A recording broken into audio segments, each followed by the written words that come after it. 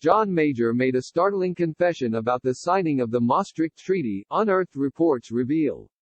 Earlier this month, Tony Blair and Sir John Major urged MPs to reject the shameful attempt to override parts of the Brexit withdrawal agreement. The two former prime ministers accused the government of embarrassing the UK by seeking the power to change the details of the treaty agreed with the EU last year. Writing in the Sunday Times, Sir John joined Mr. Blair in saying the government's actions were irresponsible, wrong in principle and dangerous in practice. They added, "It raises questions that go far beyond the impact on Ireland, the peace process and negotiations for a trade deal, crucial though they are. It questions the very integrity of our nation." It is not the first time the two former leaders put their party allegiances aside to condemn Brexit and tried to stop Britain's withdrawal from Brussels. Sir John's battles to thwart Brexit are not a surprise, though, particularly given his role in further tying Britain to the bloc during his premiership. As soon as he became Prime Minister in 1991, Sir John felt the relationship between Britain and the EEC, the precursor to the EU, had to change.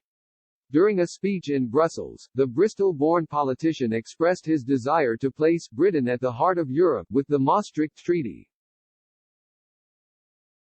The treaty is the international agreement that saw what was then the EEC evolve into the EU with initially only 12 member states.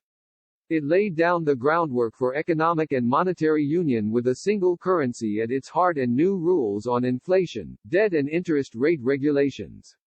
The treaty, though, which greatly increased the powers of the European Commission, was widely unpopular according to opinion polls, and it is what arguably split the Conservative Party on the European issue for decades. However, Sir John appeared completely unaware of its unpopularity. In a 2016 interview, the former Prime Minister admitted he did not think the treaty was controversial.